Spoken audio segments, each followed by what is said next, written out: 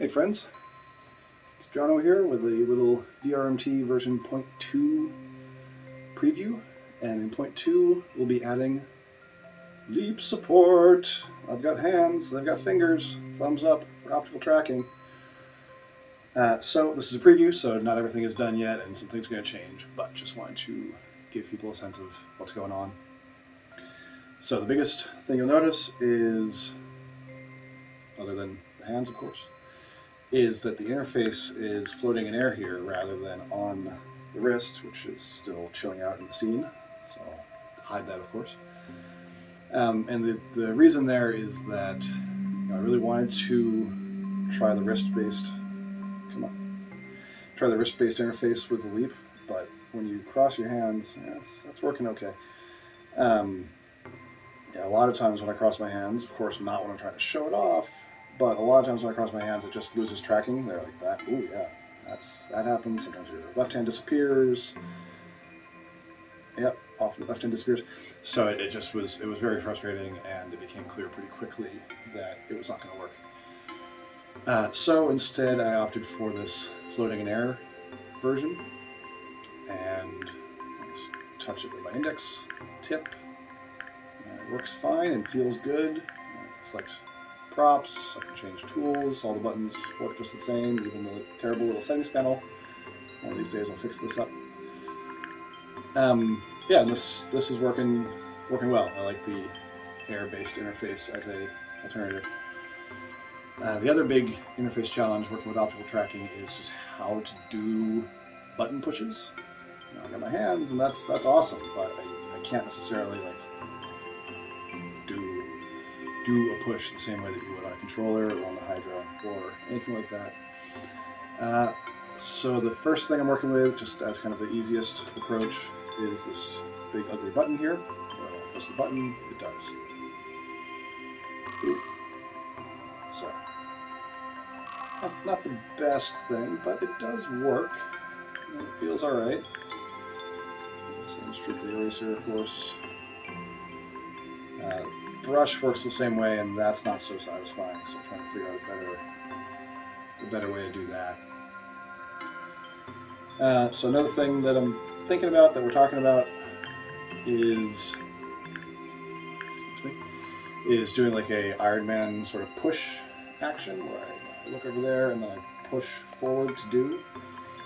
And my main concern with that is,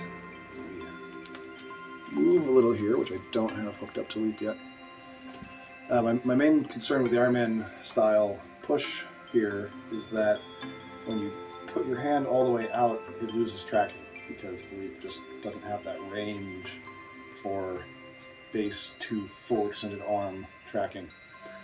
And obviously if we're saying to people, like, point at something and push, they're going to want to push all the way. They're not going to want to push kind of halfway. Yeah, sort of half extended before it loses tracking. So I'll try that as well and make that an option, but I kind of suspect that that's not going to be great. That's kind of what's working so far. The move tool doesn't work yet, and there's a lot to figure out there. I'll be working on that today, but not yet with that one. Here's a crazy little detail that I'm kind of proud of. If I grab my Hydras here, they still work fine.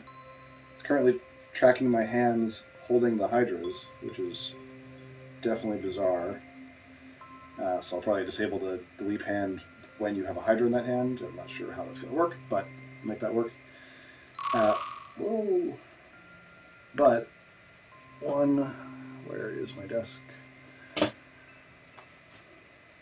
One cool thing about this is you can use the Leap on the Hydra interface, which is kind of neat. So of course the tracking, like I mentioned, is pretty not great when you're crossing your hands over each other.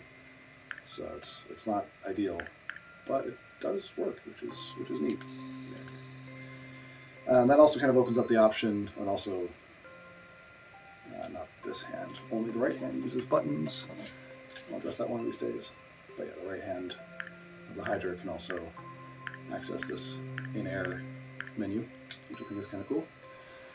And this also opens up the option, of course this isn't the default behavior we'd be looking for, but it does open up the option for having two different kinds of controllers. So like right now I can use the Hydra to move around, and like I mentioned I don't have movement figured out in the optical solution, in the Leap implementation yet. So I can use the Hydra right now to move around, which is great, and then use the Leap to use this interface.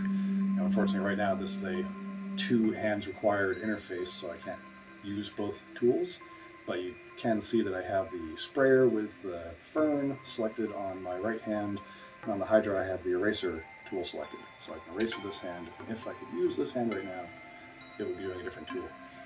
So that is something that I think is going to lead for some interesting combinations, some interesting setups. And that's definitely a big goal of ours with this, with the interface of this project, is we want to make it work with just as many devices as possible, and all of those devices simultaneously. Not that that would always make sense, but that sometimes, I think having Hydra in one hand and having Leap in the other hand, for me, might be ideal. So that's cool by me.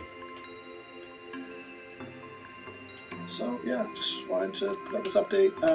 Some of you may know that the Leap Jam just ended this morning at midnight, and I have not sent this in for that.